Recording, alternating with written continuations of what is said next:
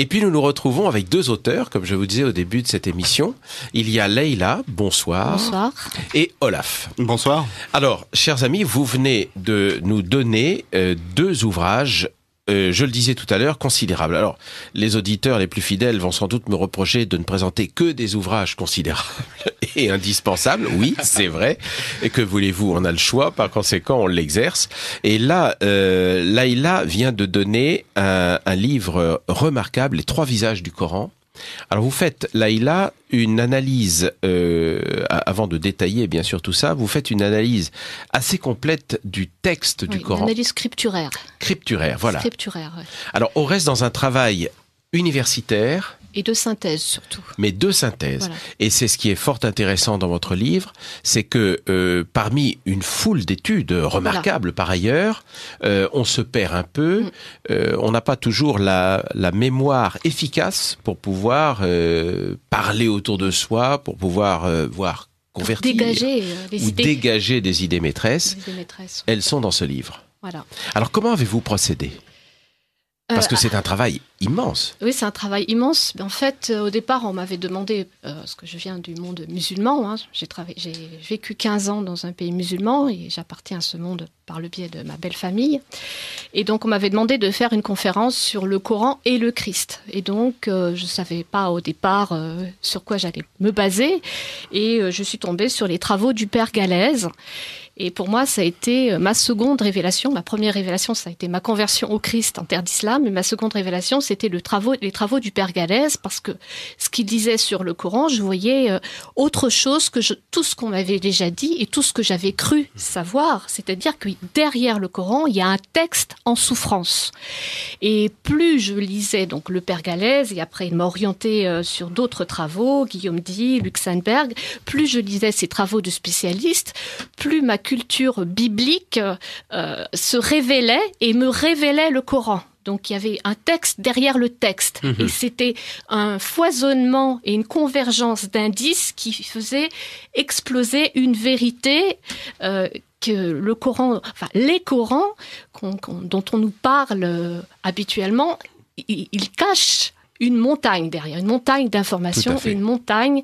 Il y a une révélation derrière ce texte, mais une révélation pas dans le sens biblique, mais divine, mais une révélation d'une supercherie et d'une construction historique, enfin une construction a posteriori d'une histoire, une histoire de l'islam qui est complètement fausse et à découvrir. Et donc, je pense que...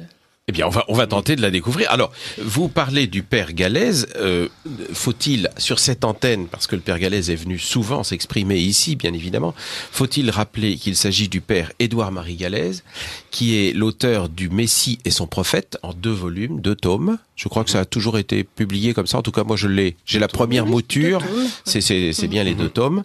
Et effectivement, c'est un travail considérable, un travail d'érudition 10 ans de travail indispensable, c'est 10 ans de travail. Sa thèse de doctorat. Voilà, ici même je renvoie aussi, mais là on parlait essentiellement de Édouard-Marie Galèze, je renvoie aussi aux ouvrages de Dominique et Marie-Thérèse Urvois, bien sûr, que tout le monde connaît, pour peu qu'on s'intéresse un peu au monde de l'islam. Alors, donc, on a bien compris 3 visages du Coran, à savoir vous avez décrypté ce qui était caché derrière le texte du Coran. C'est un texte stratifié, donc c'est bien cette notion de stratification qu'il faut avoir en tête.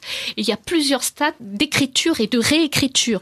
Et les scribes n'ont pas fait qu'une activité de compilation de feuillets, mais ils ont eu la part du lion, comme le dit Guillaume Di, c'est-à-dire qu'ils ont donné beaucoup de matière supplémentaire, de liant à ces feuillets qui, à la base, n'étaient pas faits pour être unis dans un seul corpus. Et d'ailleurs, on ne peut pas parler d'un corpus, mais de plusieurs corpus. Et tous les savants musulmans, même jusqu'au XVe siècle, parlaient des Corans. Donc, il n'y a pas un Coran, mais des Corans.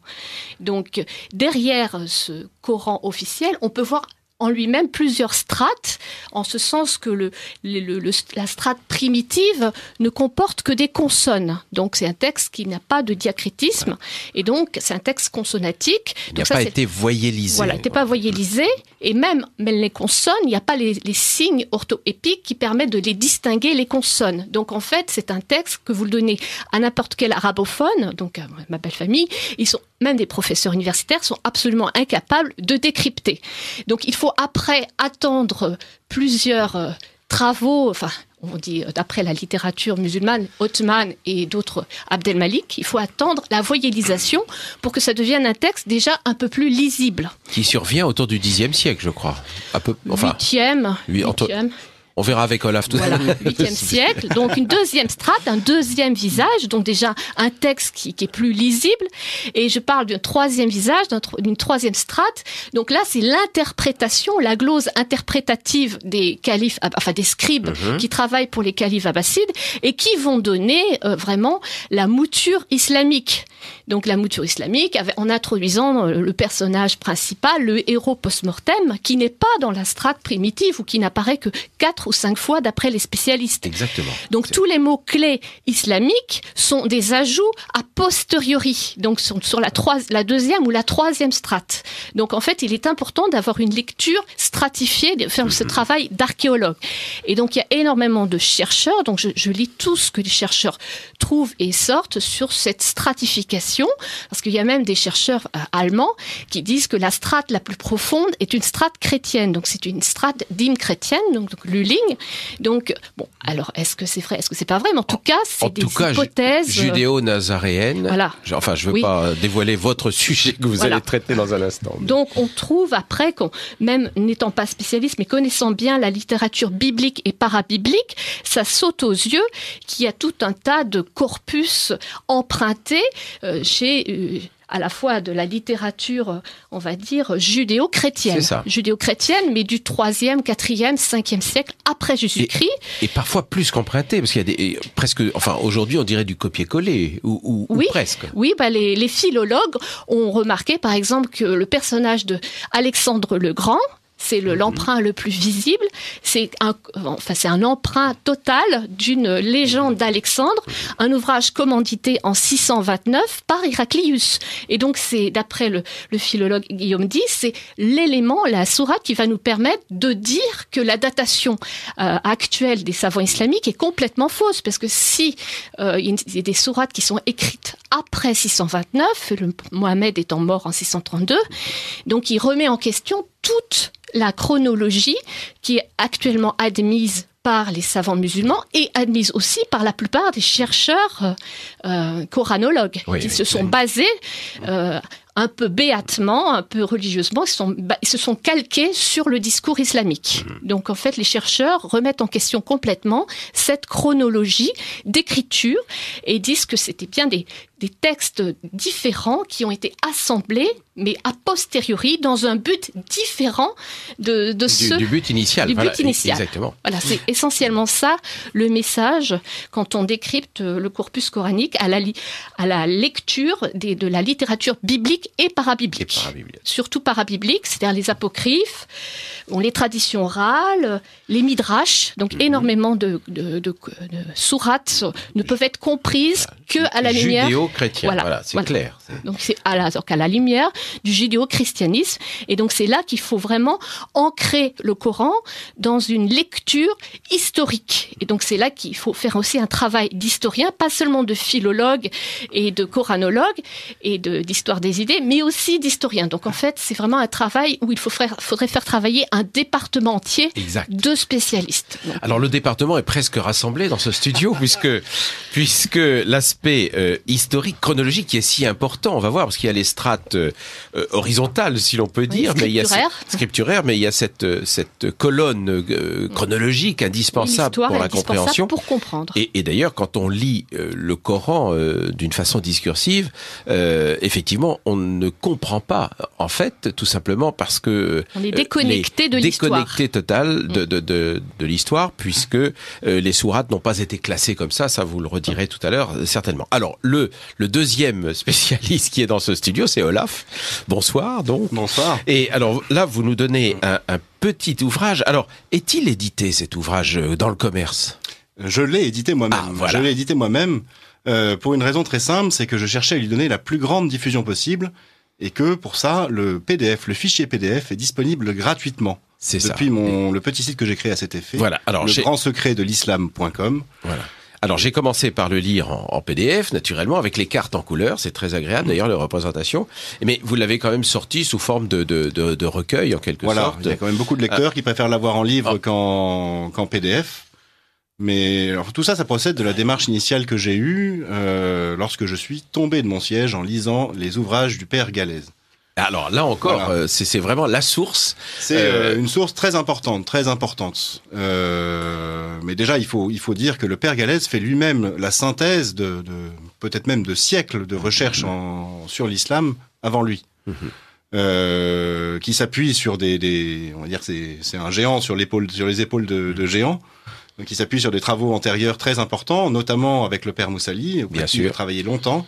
Le père Moussali, qui est venu très souvent. Voilà. Enfin, je sais pas, on a fait une dizaine d'émissions, au moins pour ma part, avec le père Moussali. Donc c'est là encore. Alors l'avantage du père Moussali, si je puis dire, c'est peut-être anecdotique, mais pas tant que ça, surtout pour des non-arabisants comme je le suis moi, c'est que le père Moussali, lui, il l'était. Il était même de culture arabe et musulmane. Toute sa famille l'était. Et le père Moussali était un converti. Et par conséquent, ce qui était tout à fait intéressant, c'est que ce que l'on nous reproche souvent à nous, non-musulmans, pour ne pas dire chrétiens, c'est de ne pas pouvoir lire le texte du Coran. Donc on nous reproche de ne pas pouvoir le comprendre véritablement, car ne lisant pas l'arabe, on ne peut pas avoir le Coran dans sa version dite officielle, puisque aujourd'hui on nous explique bien qu'il faut lire le Coran dans la langue arabe. Donc le père Moussali était lui de cette culture, imprégné de cette culture, c'est bien qu'il avait évidemment une lecture différente. Il le lisait comme un muezzin. Vous pouvez le lire complètement. Complètement. Il le connaissait. Il connaissait beaucoup par cœur d'ailleurs. Il nous avait fait des démonstrations impressionnantes.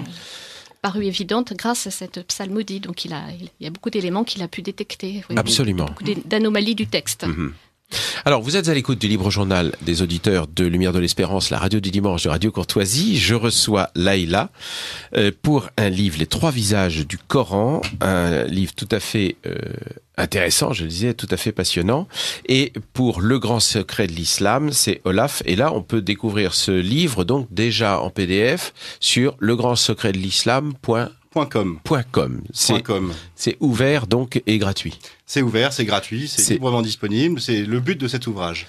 Alors, je parlais de mon étonnement quand j'ai découvert les ouvrages du père Gallet. D'accord. Ce qui m'a frappé également, c'est que ces ouvrages sont d'un très haut niveau et relativement peu accessibles au grand public. Exact. Les découvertes qui sont présentées le sont sous forme thématique. On fait appel à des sources d'une grande érudition. Et la perspective globale ne se dégage pas à la première lecture. Et quand j'ai lu ces ouvrages-là, je me suis dit mais c'est pas possible. Ce qui est raconté dedans est tellement important qu'il faut que le grand public le sache. Il faut que le grand public ait conscience que, disons-le, osons le mot, il faut que le grand public ait conscience que l'islam repose sur une imposture historique, une supercherie, une manipulation.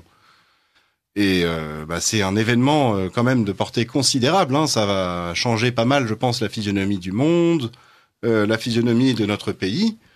On a en ce moment, par exemple, beaucoup de déclinologues ou de sonneurs d'alarme qui s'inquiètent des actes des uns et des autres. Qu'est-ce qui va se passer quand les musulmans, petit à petit, commenceront à prendre conscience que leur religion est fondée sur une manipulation ? Je pense que c'est déjà un petit peu le cas pour certains. Et on va voir dans les développements des années à venir certainement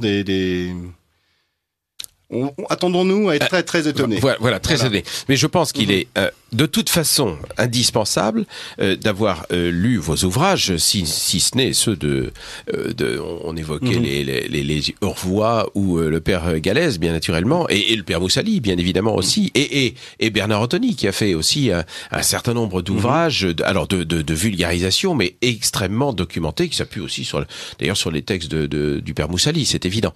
Mais je pense qu'il est indispensable de connaître avant d'avoir le moindre opinion. comme on entend trop souvent aujourd'hui. Enfin, quand vous entendez un Premier ministre qui se prétend, qui fait comme s'il était docteur en islamologie pour pouvoir dire ça c'est l'islam, ça ne l'est pas. Enfin, je veux dire, c'est complètement, c'est absurde, c'est aberrant. Au moins, travailler ces sujets. Or, la plupart n'ont jamais ouvert un Coran avant d'en parler, ce qui est tout de même assez regrettable. Je ne parle même pas de l'analyse qui en est nécessaire. Alors, avant de poursuivre cette émission, on vous demande, Laïla, madame, pouvez-vous vous présenter? Car nous ne savons pas si vous êtes une Française convertie à l'islam, ou une chrétienne à prénom arabe, ou bien une musulmane. Ce point est important pour comprendre votre point de vue. Alors, je suis française et je me suis convertie au christianisme en terre d'islam alors que j'étais mariée à un musulman. Donc, je me suis convertie au catholicisme en terre d'islam. Donc, au contact de la civilisation, du mode de vie, c'est plus que voilà, au contact de l'islam. La confrontation avec l'islam. J'ai d'abord voulu essayer de me convertir à l'islam. J'ai lu énormément de littérature islamique et puis c'est trouvé que un évangéliste m'a donné un évangile et j'ai pu faire ma propre recherche et Jésus m'a trouvée et donc je suis devenue catholique en terre d'islam. Et donc je me sens une mission particulière auprès du peuple musulman parce que je trouve que c'est un peuple qui cherche souvent Dieu, mais pour chercher Dieu, il faut avoir une notion de la vérité. Et de la vérité, ça passe aussi par la connaissance de l'histoire réelle. Et donc l'islam, la plus grande importance dans cet islam, c'est qu'il y a une falsification de l'histoire. Donc même si je ne suis pas historienne, c'est quelque chose qui se démontre très facilement, l'histoire complètement falsifiée. Alors, comment on va au fond, au bout du sujet dès le début de l'émission, si je puis dire. Comment persuader un musulman honnête, sincère, comment persuader un musulman que, en fait, toute son histoire toute l'histoire à laquelle il croit, c'est quand même terrible, parce que il croit de foi, en quelque sorte, mais il croit aussi par la prégnance de la société musulmane. Il croit par rapport à ses frères musulmans, par rapport à sa famille, par rapport... On sait tout le poids. Nous ne pouvons pas aborder la moindre connaissance de l'islam si on ne se met pas un petit peu dans la perspective du musulman à l'intérieur de sa société. Or, toutes les décisions qui sont prises aujourd'hui vis-à-vis de l'islam, on le constate en tout cas chez nous et en Europe en général, ce sont des décisions de personnes qui sont, même s'ils ne se l'avouent pas, de culture chrétienne, juridiquement de culture chrétienne, c'est-à-dire qu'ils ont ce que nous disait Jean tout à l'heure, c'est-à-dire des siècles et des siècles d'imprégnation chrétienne, et ils jugent de l'islam en fonction de cette imprégnation. Tout à fait. Or, donc, ils ne peuvent pas en avoir une notion exacte. Alors, comment ils le connaissent peut-être très très bien, l'islam, figurez-vous. Parce qu'en fait, on se trompe parfois souvent sur l'islam. On pense que l'islam, c'est le Coran. Et effectivement, quand on regarde l'histoire islamique officielle, le Coran est le pivot de l'islam.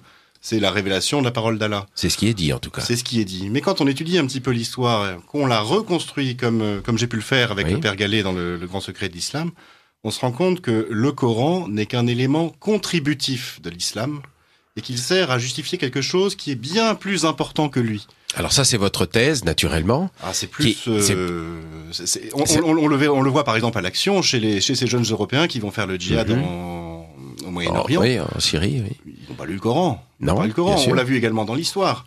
Ça a été montré par des historiens. Les musulmans, alors on voit pas les guillemets là quand je parle, mais les pseudo-musulmans du début du 8e siècle qui sont allés conquérir la péninsule ibérique n'avaient pas de Coran. Ils n'avaient pas de Coran. Quelle était leur foi? En quoi est-ce qu'ils croyaient? Eh bien, ils croyaient constituer la meilleure des communautés. C'est ça. Ils se croyaient choisis par Dieu pour établir son royaume sur terre. C'est ça, en fait, l'islam. C'est le projet, par nature impossible, d'arriver à éradiquer le mal du monde. Donc, c'est un projet fou. C'est un projet fou. Il faut le comprendre. Pour que ce projet puisse, on va dire, s'instiller dans les consciences, il faut que se bâtisse une forme de surréalité chez les musulmans. C'est plus ou moins fort selon, on va dire, l'imprégnation. C'est-à-dire que on va croire les légendes islamiques. Elle est là, la surréalité. Ces légendes ne sont pas réelles. Elles disent, par exemple, que le musulman est au-dessus des autres. On a déjeuné tout à l'heure chez une convertie issue de l'islam. Je lui ai posé la question. Alors, quand tu étais musulmane, qu'est-ce que tu pensais des chrétiens? C'était mes ennemis. Tu te pensais meilleur qu'eux? Oui, j'étais au-dessus d'eux. Voilà en fait ce qu'apporte l'islam. Voilà, on va dire l'immense pouvoir d'attrait de l'islam. Il fait du musulman une personne supérieure, appelée à accomplir le plan de Dieu. Et c'est pour ça que des jeunes Européens vont partir faire le djihad. Alors, ces jeunes dans l'islam qui partent parce qu'ils sont supérieurs aux autres et désignés par Dieu pour accomplir son plan, est-ce qu'il n'y a pas une autre religion, le peuple élu, qui a également cette prétention? Et c'est là qu'on voit une certaine parenté. Eh bien voilà. C'est là, on y vient. Le messianisme est bien exactement, un fruit du judaïsme. Exactement. Le messianisme, exactement, ça je m'en suis rendu compte en travaillant avec le père Gallès, qui est un grand spécialiste du sujet, c'est un fruit du judaïsme matiné d'idées chrétiennes complètement dévoyées. Et pour ça, en fait, il faut faire un peu d'histoire des idées et comprendre quelle est la grande nouveauté qu'a apporté Jésus et, on va dire, la prédication de ses apôtres dans le monde. Jésus, il arrive dans un monde qui fonctionne un peu de manière cyclique, où on considère que le bien et le mal se succèdent. On a foultitude de mythes cycliques, avec le bien, le jour qui succède à la nuit, les saisons qui se succèdent. Le mal est compris dans le bien est compris dans le mal. Et les hommes ont appris plus ou moins à vivre avec le mal en le prenant comme un donné. Et Jésus arrive en disant, mais non, le mal, on peut s'en délivrer. Il y a la possibilité d'être sauvé du mal, il y a un salut. Et c'est une nouveauté absolument radicale dans le monde païen de l'époque. Alors, c'est une nouveauté qui était déjà préparée par la religion juive, d'une certaine manière, avec ses lois de pureté, ces règles de séparation du juif et du non-juif, qui préparaient déjà cette vision d'un monde possiblement délivré du mal. Mais avec une telle complexité dans ces règles de pureté qu'elles devenaient inatteignables. Donc difficile, on revient dans un autre cycle, en quelque sorte, d'impossibilité d'atteindre, voilà ce que je voulais dire, cette éradication du mal. Voilà. En tout cas, quand Jésus arrive, son message est radicalement nouveau et touche les consciences d'une façon complètement inouïe. C'est-à-dire que les gens prennent conscience qu'ils peuvent être libérés du mal, à la fois sur un plan personnel. Alors, dans le message de Jésus et de ses apôtres, ça passe par la relation personnelle à Dieu, et à la fois sur un plan collectif. Quand on parle de royaume de Dieu, certains imaginent que ça pourrait être un monde délivré du mal. D'ailleurs, c'est ce que Jésus promet. Il promet, avec son retour en gloire, un monde délivré du mal. Il promet pas de délivrer le monde du mal ici tout de suite. Oui. D'ailleurs, il dit lui-même il y a une parabole, je crois que c'est le bon grain et l'ivraie, qui est assez connue, où il nous explique que s'il ne revient pas à l'homme de séparer le de Dieu et de séparer le bien du mal. Mais quoi qu'il en soit, à partir du moment où l'idée a été lancée, certains l'ont récupérée à leur propre profit. C'est-à-dire que cette idée que le mal, on peut se séparer du mal, elle possède une puissance très très forte, et certains l'ont exploitée. Et on le voit après, en travaillant l'histoire, ils l'ont exploitée en fonction de ce qu'ils étaient.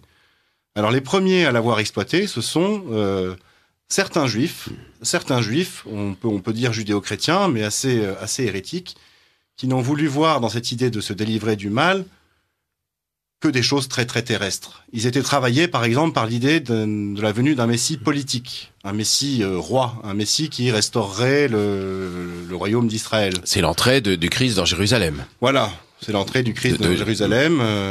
Hosanna, béni soit celui qui vient au nom du Seigneur. Voilà, c'est exactement ça. Et ce qui se passe après la mort et la résurrection de Jésus, on va dire, secoue un petit peu ces partisans d'un messie politique. Mais ils ont gardé quand même des espérances. Elles tourneront beaucoup, ces espérances, autour du temple. Parce que Jésus, dans sa prédication, avait dit une parole assez curieuse. Il avait dit « Détruisez ce temple et je le rebâtirai en 3 jours ». Bon, alors on voit comme ça, à partir des années 30, commencer de se cuisiner une dérive de ces idées judéo-chrétiennes, qu'on qualifie aujourd'hui de messianisme. C'est les premiers messianismes qui ont existé, le premier messianisme global, et qui tourne autour d'une royauté supposée donnée au Messie sur Israël et du rétablissement de la grande gloire d'Israël. Et puis petit à petit, avec on va dire cette espèce de cocotte-minute religieuse, une fois que les idées chrétiennes ont été lancées dans la nature, qui se développe à Jérusalem et en Israël, on voit ces mouvements se déployer, on les piste par les premiers auteurs chrétiens, et ils arrivent comme ça jusqu'à l'événement considérable de la grande révolte, la première guerre juive. Les Juifs se révoltent contre l'occupant romain. Alors, il y a beaucoup de choses à en dire, mais il se passe un événement terrible pour les Juifs. Le temple est détruit. Alors, Flavius Joseph dit que c'est par accident. Il n'empêche que le temple est détruit. Et là, on voit la prédication de Jésus. Détruisez ce temple et je le rebâtirai en 3 jours. Alors, à l'occasion du siège mené à Jérusalem, les Romains menant le siège autour de Jérusalem ont demandé aux non-combattants de s'enfuir et de quitter Jérusalem. Donc, il y a toute une troupe de judéo-chrétiens, de juifs chrétiens, plus ou moins chrétiens d'ailleurs, qui quittent Jérusalem. Tout ça, c'est hallucinant. Tout ça, c'est une enquête qu'on mène et on en trouve les traces dans les textes anciens. Oui. Ils quittent Jérusalem, ils se souviennent de la prédication de Jésus qui parlait de Jérusalem encerclée. Ils quittent Jérusalem, ils vont se réfugier sur les hauteurs du Golan, les plateaux du Golan. Et alors que le siège est levé et que le temple est détruit, on va dire que les judo-chrétiens, vraiment chrétiens, reviennent à Jérusalem, mais certains restent sur le plateau du Golan. Et là, ils consomment leur rupture avec le groupe judo-chrétien. Pourquoi est-ce qu'ils restent ? C'est qu'ils attendent que Jésus vienne reconstruire le temple. Détruisez ce temple et je le rebâtirai en 3 jours. Et ils se disent, Jésus va revenir, terminer le travail qu'il n'avait pas pu faire en tant que messie politique. Il avait été empêché par les autorités du temple, par la foi malsaine des pharisiens, par exemple. Donc eux se disent, Jésus va revenir, Jésus va revenir. Et petit à petit, en restant comme ça à l'écart, en ruminant leur messianisme, ils en viennent à se dire qu'ils vont prendre la place de Jésus et reconstruire le temple même pour le faire revenir. Et le faire revenir, ça veut dire, ça y est, c'est bon. C'est le Messie politique d'Israël qui va revenir. Il les nommera généraux de son armée. Il fera d'eux les nouveaux seigneurs du monde. Et petit à petit, ce groupe va commencer comme ça de se donner un corpus politico-religieux que l'on piste à travers l'histoire, au travers des pères de l'Église qui les ont dénoncés comme des hérétiques. Saint Jérôme, par exemple, Eusèbe, Épiphane dans le Panarion. C'est étonnant, on les piste comme ça et on en trouve des traces archéologiques, on trouve leur puisqu'en fait il faut dire tout d'abord que ces gens s'appelaient eux-mêmes Nazaréens. C'est ça. Nazaréen, c'est le qualificatif que se donnaient initialement les chrétiens du temps de Jésus, mais les chrétiens se sont très très vite appelés chrétiens, c'est-à-dire messiens, et non pas nazaréens à partir du moment où ils ont donné un nouveau sens au mot de nazaréen, voilà. Au mot de Messie. Oui. Et donc ceux qui ont refusé, on va dire, la messianité chrétienne de Jésus, ont gardé ce sobriquet de nazaréen pour eux. Et c'est comme ça que les pères de l'Église les ont dénoncés, et puis également sous d'autres appellations. Ni juifs ni chrétiens, totalement juifs et totalement chrétiens, c'est ce qu'ils disent Épiphane sur les Nazaréens. C'est ça. Ouais. Alors, c'est comme ça qu'ils se voient. Alors, je vous interromps un instant dans cette explication fort intéressante, parce que plusieurs auditeurs nous disent, je lis un message, mais le sens est le même pour beaucoup, les Juifs auraient inventé la religion musulmane pour éradiquer le christianisme. Peut-on qualifier l'islam de secte ? Est-il vrai que l'islam est une religion créée par les Juifs pour contrecarrer la chrétienté ? C'est-à-dire que on sent que c'est un un souci, presque un leitmotiv, etc. Et puis alors, également, une auditrice qui nous dit, jusqu'en 630, alors pourquoi avant Jésus-Christ ? Je crois que c'est plutôt après d'ailleurs, c'est plus logique. Les musulmans étaient chrétiens, il faut leur dire. En tout cas, ils étaient, voilà, les Arabes, judéo, la péninsule arabique, elle était en passe d'être complètement christianisée, bien évidemment. Ça, c'est l'abbé qui le dit. Et je crois qu'il faut redéfinir le terme de juif.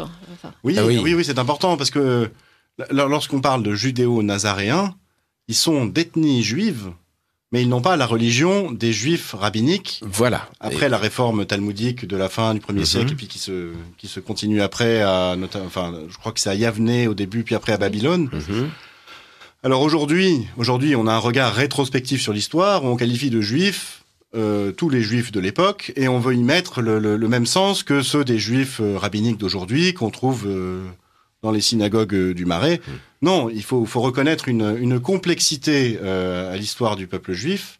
Il y a eu des juifs chrétiens en très grand nombre, en très très grand nombre, au premier chef Jésus et les apôtres. Bien sûr, absolument. Il y a eu après des juifs rabbiniques, issus de la mouvance pharisienne. Il y a eu des juifs qui ont suivi le parti des Sadducéens. Il y a une petite controverse il n'y a pas très longtemps. On dit qu'ils ont fondé ou contribué à fonder l'Empire khazar en Crimée. Enfin, disons qu'il y a une complexité du mouvement juif et qu'on peut pas ramener tout ça à une forme d'homogénéité qu'on décrète a posteriori. Et donc, en aucun cas, on ne peut parler d'une fondation de l'islam par les juifs, et encore moins d'une fondation à dessein pour détruire le christianisme. Il n'empêche que des travaux très récents, parce qu'il se passe des choses après le Père Gallet, des travaux très récents, je pense à Jean-Jacques Walter, qui a publié une thèse très très importante, qui s'appelle « Le Coran révélé par la théorie des codes », où pour la première fois, on a soumis le texte coranique à une étude informatisée systématique. Ça n'avait jamais été fait dans toute l'histoire. Jamais. Alors, on l'a fait pour les évangiles, par exemple. On l'a fait pour la Bible. On le fait, par exemple, sur des œuvres de Shakespeare, où ça permet de dire que la pièce Édouard III, dont on savait pas tellement s'il fallait lui attribuer, si c'était lui ou Marlowe, eh bien, en fait, c'est plutôt du Shakespeare. Bon, en tout cas, lui, l'a fait sur le Coran, et il a montré que la première strate, cette fameuse première strate dont vous parliez, Leila, elle n'est pas dans l'affirmation d'un monothéisme nouveau, ou même d'un monothéisme tout court, mais dans un anti-christianisme, contre l'associationnisme des chrétiens. C'est ça. Voilà. Et on en revient là, à la foi première de nos judéo-nazaréens qui sont établis sur le Golan, et puis après plus au nord en Syrie, qui se voient comme de vrais juifs ethniquement, même s'il existe d'autres juifs à côté que eux condamnent, et qui se voient également comme les vrais chrétiens, puisque eux ont reconnu le Messie, même si pour eux, ils pensent que le Messie n'est pas mort, qu'il a été enlevé par Dieu et gardé en réserve au ciel, jusqu'à temps que le temple substitué peut-être, ou enlevé, et qu'il est gardé en réserve jusqu'à temps que le temple de Jérusalem soit reconstruit, et à ce moment-là, il va redescendre dans toute sa gloire bien terrestre, avec il prendra la tête des armées des judéo-nazaréens et il éradiquera le mal du monde. Et on voit là, voilà comment se constitue donc le corpus religieux des Nazaréens. Tout ça, on le sait parce qu'on les piste. On voit en Syrie, et on n'est pas du tout dans le désert d'Arabie, là, on est en Syrie. On voit des noms de lieux. Nassaran, la toponymie voilà, une toponymie, tout à fait. La toponymie, par exemple, le mont des Nossairi, oh là là, il y en a tellement. Le Wadi al-Nassara, Ansarié, Nassirié. Il n'est question que de Nazaréens. Et même jusqu'aux Alaouites d'aujourd'hui, on les appelle Alaouites en français, mais ils s'appellent aussi Nossairi. Et Joseph Hazi a montré qu'ils étaient, a priori, les descendants de ces Nazaréens établis en Syrie. Alors c'est très intéressant, ces Nazaréens établis en Syrie. Leur projet est d'arriver à conquérir Jérusalem pour rebâtir le temple, c'est-à-dire qu'ils se sont un peu appropriés ce qui pensait être le rôle du Messie.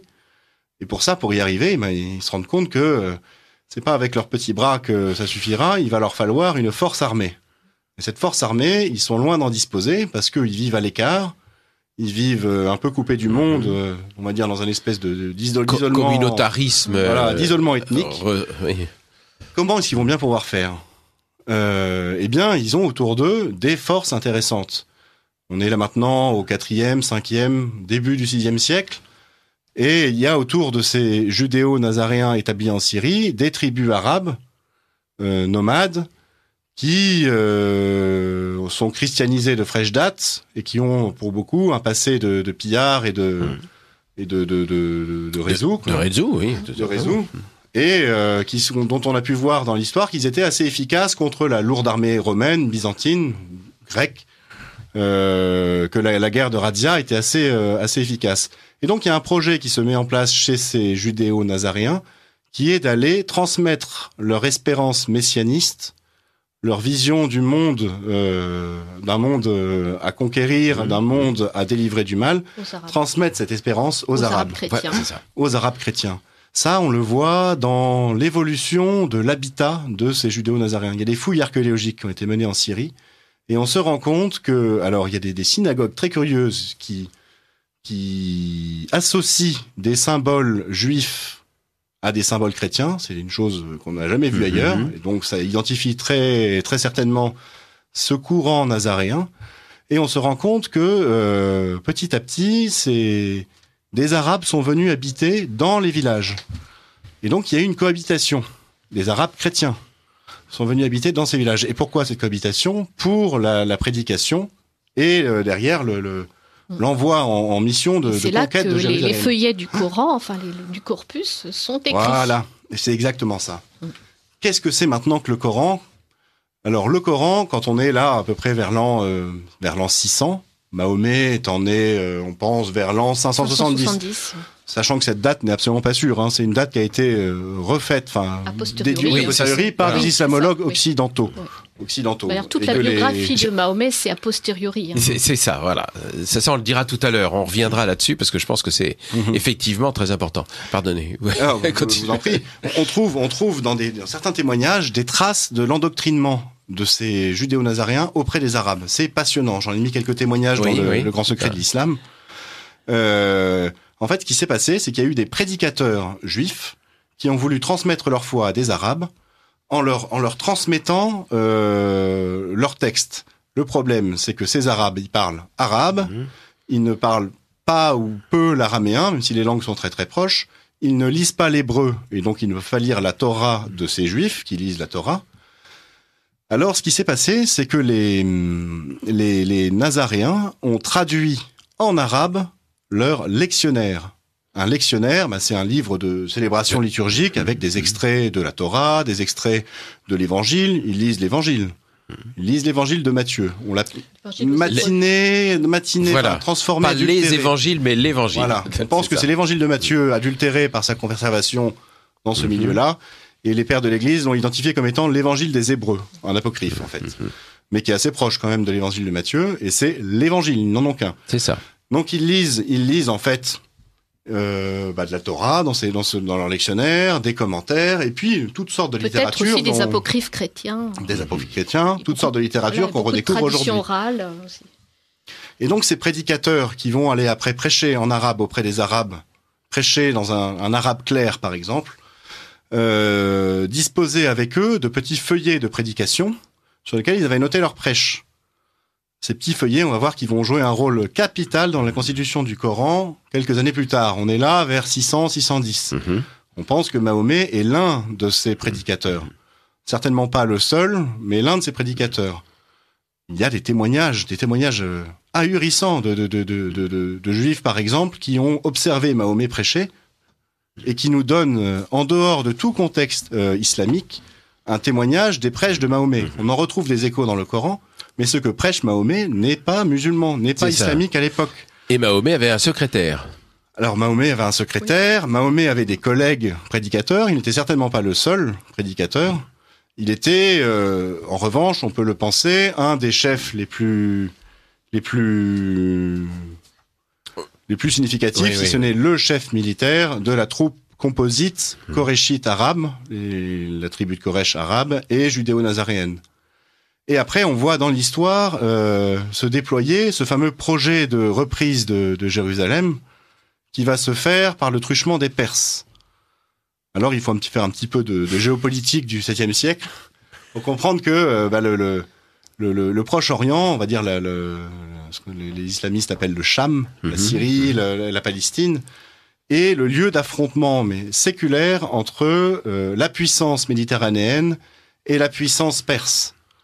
Pour on va dire pour Rome et puis après Byzance, qui ont une logique de conquête du pourtour méditerranéen. Forcément, il faut conquérir, il faut avoir un pied en Palestine et en Syrie. Pour la Perse, la Palestine et la Syrie sont leurs débouchés sur la Méditerranée. Donc forcément, ils s'affrontent à cet endroit-là depuis des centaines d'années, des millénaires même. Et donc, ils passent leur temps avec un coup l'Empire méditerranéen qui gagne, un coup il perd, et ainsi de suite. Et en 614, c'est au tour des Perses de gagner.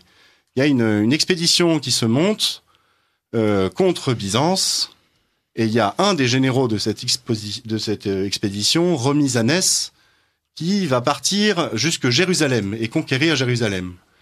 Et là, on se rend compte qu'en fait, Romizanès a emmené avec lui des troupes auxiliaires arabes. Et parmi ces troupes auxiliaires, on est maintenant sûr et certain qu'il a emmené avec lui des Koréchites. Des Koréchites. Il les a emmenés en passant, c'est-à-dire qu'il est passé en passant par le nord à la Syrie, Et avec ces Koréchites, il y a leurs maîtres en religion, des judéo-nazaréens, qui sont tout heureux de pouvoir participer à la conquête de Jérusalem. Et donc comme ça, en 614, ils arrivent à Jérusalem, donc cette troupe composite avec des cavaliers arabes et des judéo-nazaréens un petit peu comme commissaires politiques, un peu à la façon des soviétiques. Ils arrivent à Jérusalem et là on en trouve des traces dans le Coran lui-même, et ça c'est vraiment, vraiment étonnant. Alors le discours musulman veut faire dire à ces passages complètement autre chose. Il parle de la conquête de la Mecque, il parle d'autres événements qui relèvent de la légende. Mais on trouve des traces dans le texte coranique lui-même de l'arrivée de la conquête de Jérusalem, de l'arrivée de la troupe composite arabe judéo-nazaréenne qui se précipite à l'esplanade du temple pour aller refaire les sacrifices et faire revenir le Messie. Ça y est, il va revenir. Il va délivrer le monde du mal. Il va emmener les Arabes, les judéo-nazaréens associés dans le même projet, les uns fils d'Ismaël, les autres fils d'Isaac. Il va les emmener à la conquête du monde. Il fera d'eux les rois. Il fera vivre dans les délices jusqu'à l'éternité. Voilà, toute la philosophie, en tout cas toute l'annonce messianique que l'on connaît. Oui. Et donc les Arabes et les judéo-nazaréens préparent les sacrifices nécessaires. On en trouve des traces dans le Coran. Ils se rasent la tête comme les nazirs de l'Ancien Testament. Je me souviens plus. Oui. Les Naziras. Ouais. Et Naziras. Ouais. Mm-hmm. Et il se passe que ils en viennent aux mains avec les Juifs locaux qui eux ne veulent pas leur laisser le contrôle de l'esplanade du temple. Ça a un sens pour eux aussi, l'esplanade du temple. Et il y a une algarade qui s'ensuit et Romizanès, le général perse, prend le parti des Juifs locaux qui sont un petit peu plus importants stratégiquement parlant que les quelques judéo-nazaréens et la troupe arabo-nazaréenne est expulsée. Donc là, on voit Mahomet déployer des trésors de prédication. C'est la sourate dite des Romains. Voilà, c'est ça. C'est très, très intéressant. Que là, les Romains ont été vaincus dans le pays voisin et après leur défaite, ils seront les vainqueurs. Exactement. Bon, alors il faut la voir dans l'autre sens, mais ça, c'est une des subtilités de la composition du Coran. C'est qu'après, on a voulu lui faire dire autre chose que ce qu'il représente. Voilà, exactement. Et donc voilà notre troupe composite qui repart en Syrie. Et puis, un petit peu piteux, qui essaie de se refaire des forces là-bas. Et le temps passe, et il arrive après que Héraclius, l'empereur byzantin, ne va pas laisser le contrôle de Jérusalem, la grande ville sainte, aux Perses. Et petit à petit, il monte une armée et se prépare une opération pour reprendre Jérusalem. D'autant que Jérusalem avait beaucoup souffert. Je crois qu'il y avait plusieurs milliers, voire dizaines de milliers de... 30 000 morts. 30 000 morts, oui. 30 000 morts. On découvre encore des charniers. Il y a la piscine de Mamilla. C'est ça, quelque chose là-dessus. C'est ça, récemment, oui. Voilà. Bon, toujours est-il que Héraclius prépare une expédition. Ça commence à se savoir et on pense que les judéo-nazaréens locaux, ceux qui sont restés en arrière lors de l'expédition de 614, font comprendre à leurs collègues partis à Jérusalem qu'ils sont plus vraiment de l'heure de sainteté, ils les chassent, et donc il faut partir, c'est la fuite. C'est la fuite devant la possibilité que Héraclius rende aux judéo-nazaréens et aux Arabes la monnaie de leur pièce. Et donc tout ce contingent fuit, au plus loin, dans le désert d'Arabie, à Médine, qui s'appelle à l'époque Yatrib, chez des judéo-nazaréens amis. Donc il s'agit de tribus juives, ça on pense vraiment que ces tribus juives existaient, elles sont mentionnées dans le discours islamique. En revanche, on n'a aucune trace dans les archives très très complètes des juifs rabbiniques de l'existence de tribus juives là-bas. Donc on peut penser que ce sont des judéo-nazaréens, c'est-à-dire des gens d'ethnie juive, mais qui n'ont plus la foi juive canonique, on va dire, des juifs rabbiniques. Oui. Et donc voilà que ce petit contingent va s'établir à Yatrib, et à partir de là, planifier un retour en force pour conquérir la Terre Sainte et Jérusalem. Et c'est ce qui va arriver. Ouais. C'est ce qui va arriver, quoi. Et d'ailleurs, la prière à ce moment-là est tournée vers Jérusalem. Mais la prière est tournée vers Jérusalem. Tout à fait, oui. C'est-à-dire que, et là on le verra en discutant un petit peu des différentes strates du Coran. Ce sont à ce moment-là, ils sont pétris d'idées juives, d'idées chrétiennes plus ou moins dévoyées. Guillaume Di, un grand chercheur de l'Université libre de Bruxelles, il qualifie le Coran d'apocryphe chrétien. d'apocryphes chrétiens. Donc on est vraiment dans cette même culture. C'est ça, exactement. Et d'ailleurs, il y a maintenant un consensus général des chercheurs qui, à la suite du Père Gallet et de quelques autres qui l'avaient dit il y a quelques années, parlent maintenant on va dire, du milieu qui a donné naissance à l'islam comme étant une antiquité tardive, matinée d'idées juives, chrétiennes et d'hérésies juives et chrétiennes. Donc on est vraiment dans cette continuité, en fait, dans ce bouillon de culture rempli de ces idées messianistes. Enfin bon. Mais si on revient un petit peu à notre histoire, on est à Yatrib, et donc là ils se préparent, ils renforcent leur position. Mahomet est plus que jamais le chef militaire chef de guerre, oui. Le chef de guerre de la troupe arabe, avec les maîtres en religion judéo-nazaréens qui les ont accompagnés, à qui ils ont fait allégeance. Et comme ça se préparent les expéditions. Il y en a une en 629. 629. Il essaye à partir de Yatrib de revenir en Terre Sainte en traversant le Jourdain à la façon du peuple juif. Oui. Pour donner tout un sens, en fait, à son épopée. Pour donner tout un sens à son épopée. Le sens de l'exode. Voilà, le sens de l'exode, exactement. Repasser aux mêmes endroits. Par le Jourdain. Ouais. Complètement. Et ça, il y a des traces historiques, des archéologiques, et puis des témoignages autres que islamiques sur cette bataille qui a eu lieu en 629 à Mouta. Et donc, on trouve des traces dans le Coran, mais aussi dans des chroniques arméniennes, des chroniques de l'époque. C'est d'ailleurs, je crois, le seul événement de la vie de Mahomet qui soit à la fois historiographiquement sûr et bien daté. Une défaite en 629 à Mouta. Or, les traces qu'on y trouve dans le Coran ne mentionnent pas. Le discours islamique ne présente pas cela comme c'est le moins qu'on puisse dire. Exactement. Alors, à l'époque, Mahomet est censé, dans le discours islamique, tourner toutes ses intentions vers la Mecque. C'est vrai qu'on n'a pas parlé de la Mecque, là. Vous remarquez, depuis... Oui, c'est le grand absent de notre discours. Tout à fait. Et du Coran, d'ailleurs. Oui. On va le voir dans les strates du Coran, on va le faire tout de suite. Alors, pour l'instant, j'ai encore une question d'un auditeur, donc, dans les recherches, qui remercie pour cette émission, d'ailleurs, au passage, dans les recherches mathématiques sur le Coran, j'ai trouvé le site eco.fr Islamologie. Si vous le connaissez, êtes-vous d'accord avec ce qui est dit ? Je suis plus que d'accord, je suis adhérent de l'association ECO. Bon, très bien. Alors nous avec lisons... le Père Gallet notamment. Voilà, nous avons les mêmes. Alors ECO, ça s'écrit EECHO.fr Islamologie. Enjeu de l'étude du christianisme des origines. Voilà. C'est par la connaissance du christianisme des origines, de la prédication des apôtres, qu'on comprend par exemple les phénomènes post-chrétiens. L'islam au premier titre. Par exemple. Absolument. Titre, ouais. Vous êtes à l'écoute du Libre Journal des auditeurs de Lumière de l'Espérance, la radio du dimanche de Radio Courtoisie. Je reçois donc Madame Laïla, et on en reste là, et Olaf, pour 2 ouvrages.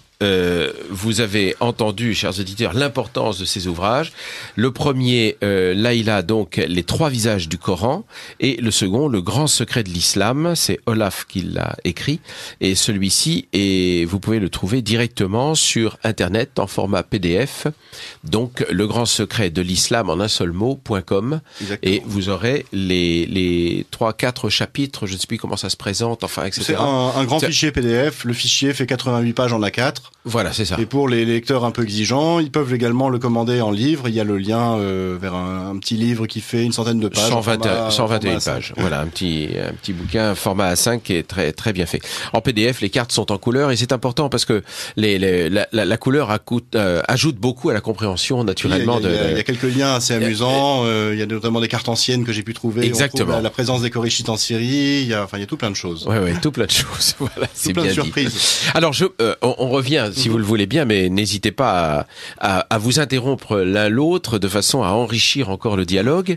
Laïla, on a bien compris que le Coran n'était pas un corpus global en quelque sorte, mais qu'il s'était composé en diverses strates, avec une strate non pas finale, mais enfin intermédiaire, les strates du califat. Je veux pas troubler votre propos, mais ce qui est absolument incroyable aujourd'hui, c'est la façon dont le Coran est présenté, cet enchevêtrement de sourates qui n'ont rien de chronologique naturellement, où on mélange les sourates médinoises, les sourates mécoises, enfin etc., et où on se retrouve avec un texte qui est quantitativement composé, puisque ça va des sourates les plus petites, jusqu'aux plus longues. En poids, oui, voilà. jusqu'aux plus longues, oui. Si bien que ça fait un texte qui est extrêmement difficile à lire, finalement. C'est très difficile à lire. Il y a eu plusieurs chronologies. Il y a la chronologie qui est actuelle, mais la chronologie aussi de l'Université d'Al-Azhar, qui n'est pas la même. Et puis déjà, cette distinction entre mécoise et médinoise, elle est remise en question par les spécialistes. Exactement. Parce que justement, les travaux de Guillaume Dib montrent qu'on ne peut pas établir de chronologie entre mécoise... Sur ces deux périodes chronologiques. Sur ces deux périodes, parce qu'en fait, au niveau stylistique, il y a des regroupements, des sourates dites mécoises qui vont avoir un style plutôt médinois. Enfin, bref, il n'y a pas vraiment de chronologie qui est établie par les scientifiques. Et donc, ce qui est surtout intéressant, c'est de voir tous les emprunts aux littératures apocryphes et les littératures, on va dire, midrashiques, c'est-à-dire toutes les petites histoires qui sont dans le Coran, comme l'araignée, l'histoire de Abraham et les idoles, des histoires... sur Moïse, qui sont inconnus de la Bible, qui sont inconnus de l'Ancien Testament, mais qui sont connus par contre de la littérature, on va dire midrashique, c'est-à-dire entre le 2e et le 3e siècle après Jésus-Christ, justement cette dans fameuse Antiquité tardive. Antiquité tardive. Et donc on trouve des traces d'Ézéchiel, des traces de Élie, de plusieurs rabbis, du 4e Esdras, d'Apocalypse de Saint Jean, d'Apocalypse d'Élie, beaucoup de littérature variée. Et donc, il y a aussi des emprunts d'évêques. Donc, en fait, il y a des homélies d'évêques. Un évêque qui avait fait une homélie sur les sept dormants, donc des traditions orales aussi. Donc une littérature qui est extrêmement dense et variée. Et aussi des auteurs chrétiens, comme Jacob de Saruk, ou les hymnes du paradis de Éphrem de Nizib. Donc, on peut décrypter la littérature, la bibliographie des auteurs du Coran. Alors Olaf, un commentaire, parce que je vois que vous étiez en train de repomper dans votre propre livre un petit commentaire sur ce distinguo arbitraire des sourates médinoises et mécoises. On a dit tout à l'heure que la Mecque était le grand absent de notre propos. On avait conduit l'histoire à peu près jusque vers 630-632. Toujours pas question de la Mecque. Et l'islam tourné vers Jérusalem. Et un islam tourné vers Jérusalem, quoi. On voit déjà apparaître une part de l'imposture, en fait. Une part de la création a posteriori. Elle va arriver un petit peu plus tard, quand les Arabes essaieront de se justifier. Mais à cette époque, il n'y avait pas de Mecque. Déjà, dans le Coran, on trouve une seule occurrence du mot et une autre qui baka, quoi. Donc, en fait, deux occurrences pour un texte qui serait révélé sur des lieux si fondamentaux et si extraordinaires. Et la géographie qui est décrite par le texte coranique ne correspond absolument pas. C'est ça. Parce qu'on peut regarder, si on regarde un peu les plantes qui poussent dans le Coran, on se retrouve avec des bananiers, des jujubiers, on se retrouve... Dans le désert de la Mecque. Voilà. Donc, même... comment il s'appelle on se demandait où aurait pu trouver Abraham le bois pour faire le sacrifice. Saint-Jean d'Amas, il se demandait où on aurait pu trouver le bois pour faire le sacrifice d'Ismaël. Parce qu'en fait, il remplace le sacrifice d'Isaac par le sacrifice d'Ismaël. Donc, on voit que la géographie qui est décrite par le Coran ne parle pas du tout de la Mecque. Et puis même la monnaie dont on parle dans le Coran, c'est une monnaie qui n'existait pas, qui n'avait pas cours à la Mecque. Donc, la Mecque est le grand absent du Coran. Et toutes les enquêtes historiques sur le rôle de la Mecque, qui aurait été un grand centre caravanier sur la route des caravanes, pose un grand problème parce que les discours que l'on trouve sont contradictoires et ne reposent pas sur des cartes antiques. Il n'y a aucune citation de la Mecque dans les auteurs antiques. Oui. Aucune. Oui. Les itinéraires caravaniers qui sont bien décrits ne passent jamais par la Mecque. Et vous montrez d'ailleurs une carte ancienne où, effectivement, je ne sais plus si c'est chez vous. Pas mal de cartes anciennes. C'est peut-être en lien sur le PDF. Peut-être. Mais il y en a une où, effectivement, on voit décrit toutes les... C'est pas avant le 9e siècle. On voit décrit véritablement la péninsule arabique et la Mecque n'existe pas. Voilà, n'existe pas. Elle est inconnue, totalement inconnue. Voilà. À l'époque où on est censé connaître toute la chronologie, les batailles, etc. C'est tout de même assez paradoxal. C'est très paradoxal, effectivement. Pour bien comprendre en fait ce qui s'est passé, comment est-ce qu'on en est arrivé à créer cette ville, il faut revenir un peu à l'histoire là où on l'avait laissé. On avait laissé notre troupe de arabes et judéo-nazaréens à Yatrib, Médine, en train de préparer la conquête de Jérusalem. Alors imaginons que nous sommes vers les 632. Alors c'est la date à laquelle, par convention, on fait mourir Mahomet. Il n'est pas certain qu'il soit mort effectivement là, parce qu'il y a des témoignages en fait de bataille en 634 notamment, qui disent que Mahomet commandait encore ses troupes. Alors peut-être que ça veut dire aussi que Mahomet n'est qu'un surnom donné au chef. Bon, c'est un peu complexe.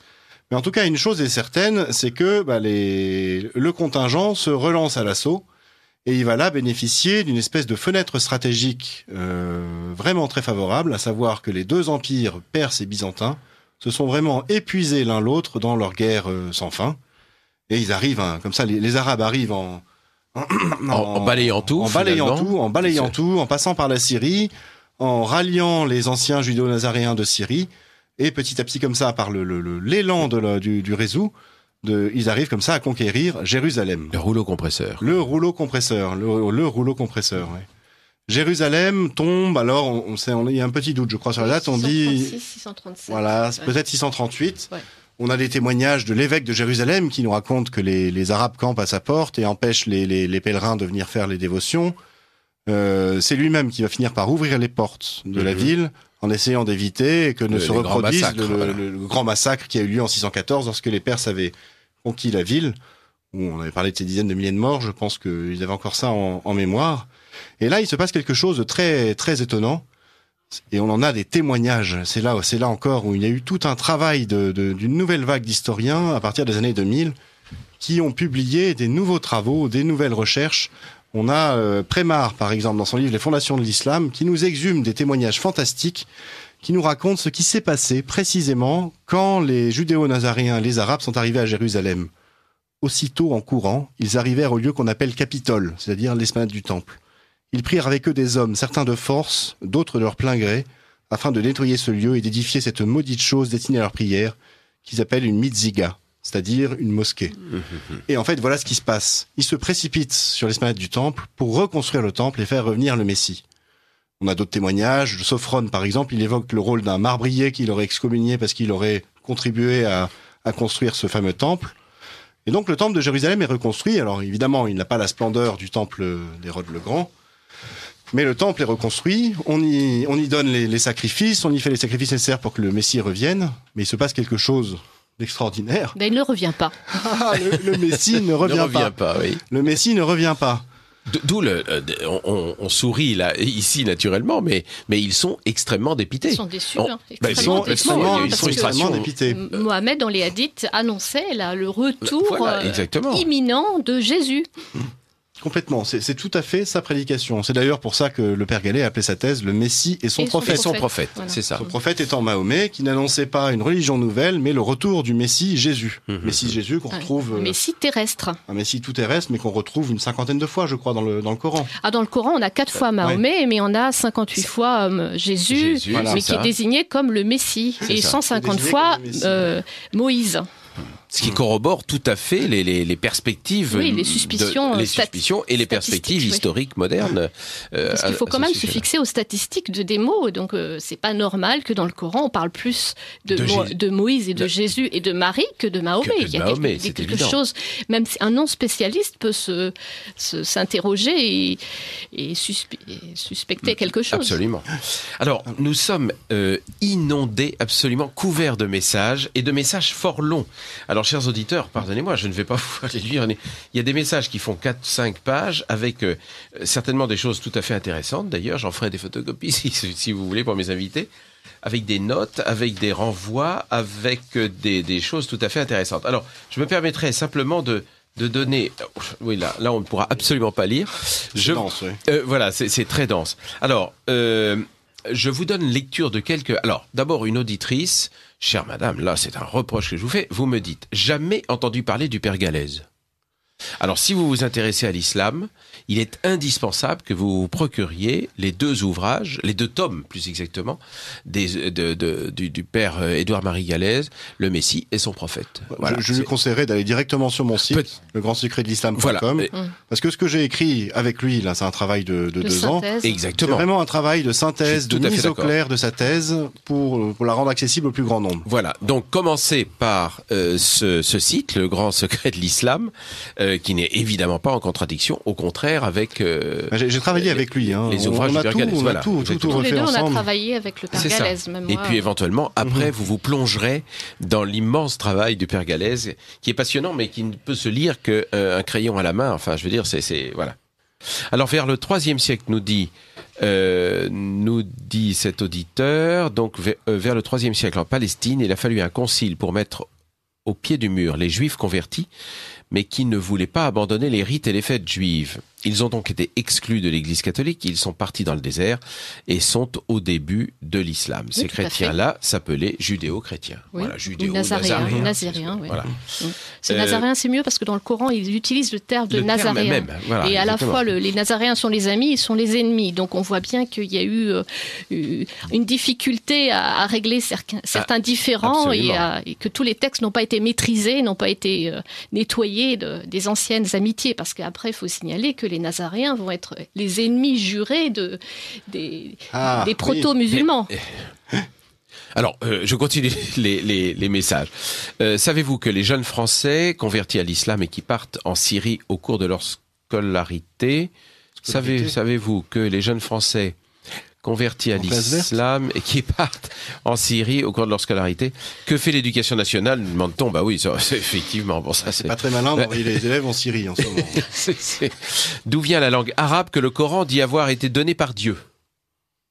Alors, il y a plusieurs hypothèses, parce que dans les chercheurs que j'ai lus, il y en a qui disent que ça vient du nabatéen. Enfin, il y aurait eu 2 arabes. Il y a le vieil arabe qui viendrait du nabatéen, et puis une autre piste qui dit qu'il vient de l'araméen. Donc il y a ces 2 pistes.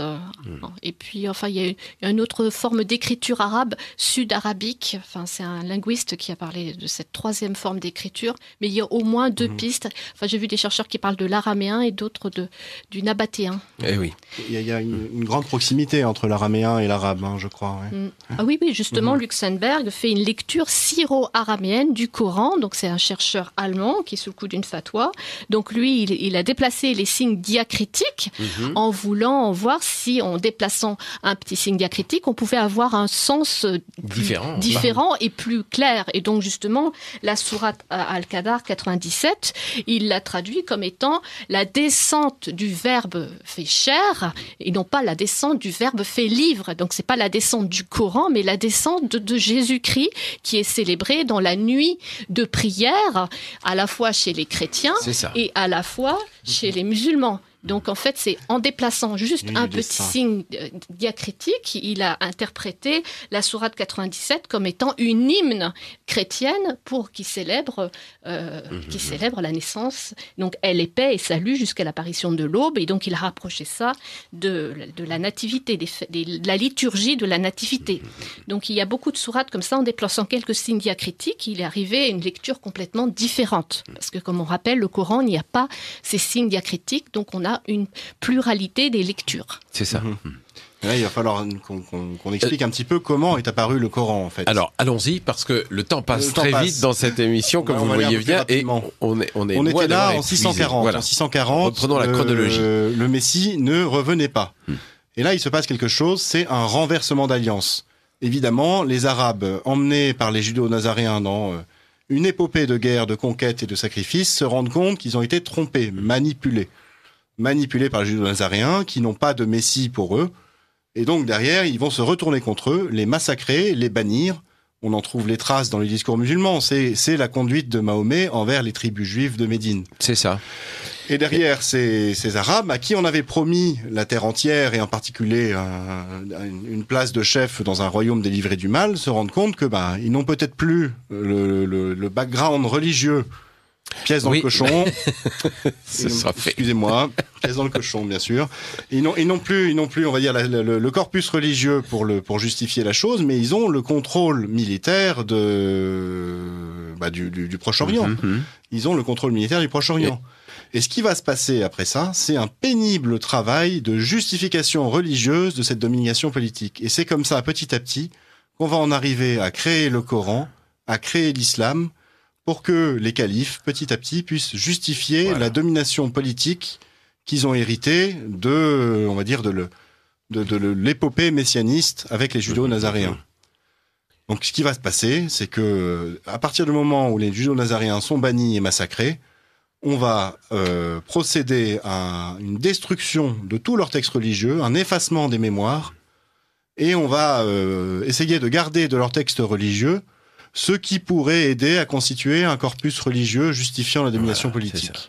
Donc on va récupérer d'eux, on peut pas récupérer d'eux leur Torah en hébreu, celle-là on va la brûler, on va pas récupérer d'eux leur évangile. Leur lectionnaire même, il est trop teinté de ce qu'ils étaient eux-mêmes, il rappelle trop les judéo-nazaréens pour qu'on puisse le garder.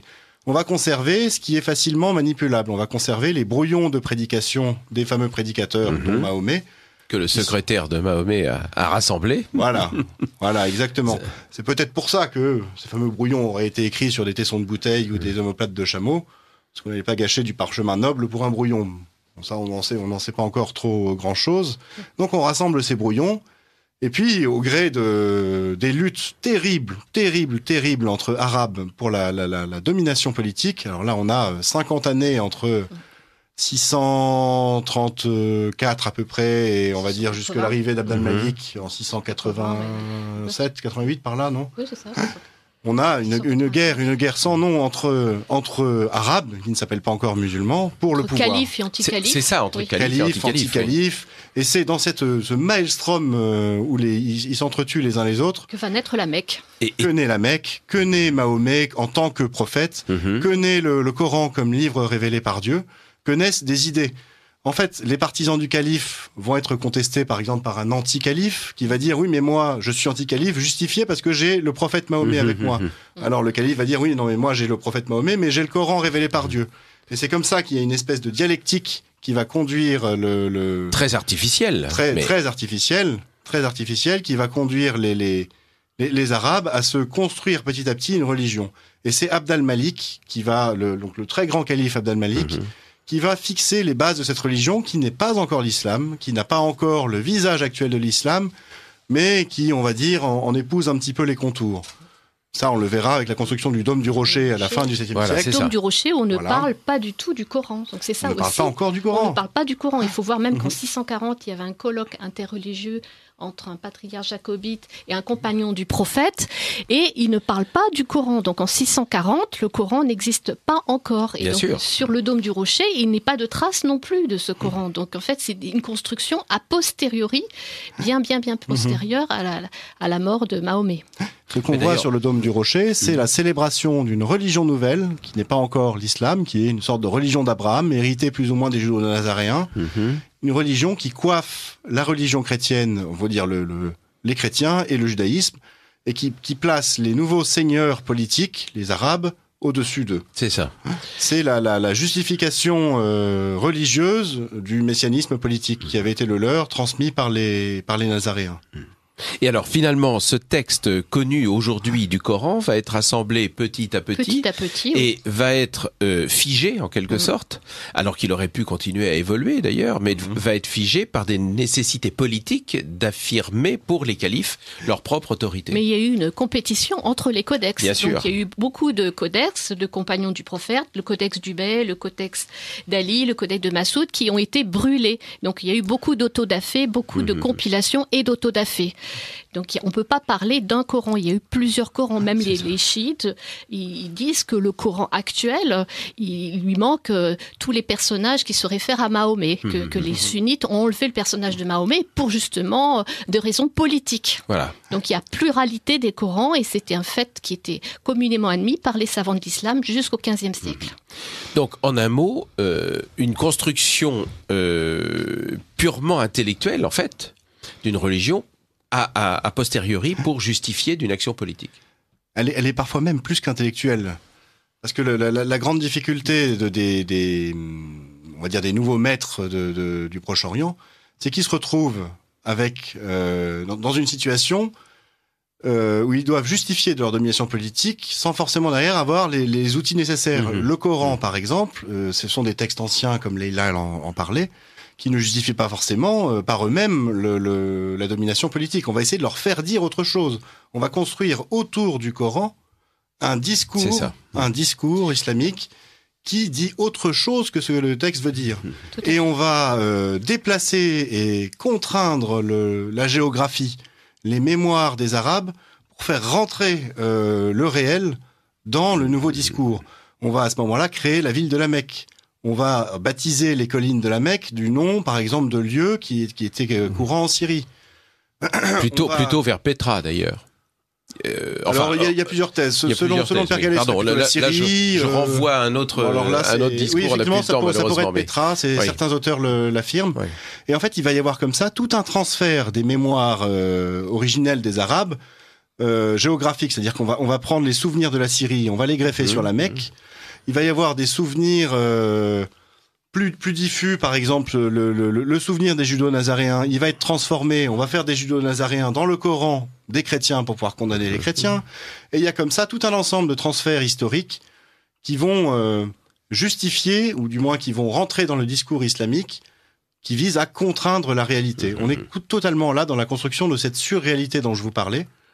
Cette surréalité, c'est le phénomène qu'on voit à l'œuvre dans tous les messianismes politiques, que ce soit le communisme par exemple, le nazisme, où on construit des visions un peu folles de monde idéal. Eh bien, le surréalisme, la surréalité, ça mène derrière à refouler profondément le réel. Ça mène à la violence. Ça mène à des délires de persécution. La source principale de la violence, c'est la surréalité. Voilà, des délires de persécution, etc. Des délires de persécution, voilà. Donc on est aux sources de la violence, en fait. Le grand secret de l'islam, Olaf en est l'écrivain. Grand secret de l'islam que vous pouvez, chers auditeurs, découvrir sous deux formes, ou en vous branchant sur Internet et ou en allant chercher legrandsecretdel'islam.com. Et vous aurez toutes les ouvertures en PDF sur ce texte, ou alors en le commandant, mais là aussi sur via le site internet, le Grand Secret de l'Islam, via le site internet.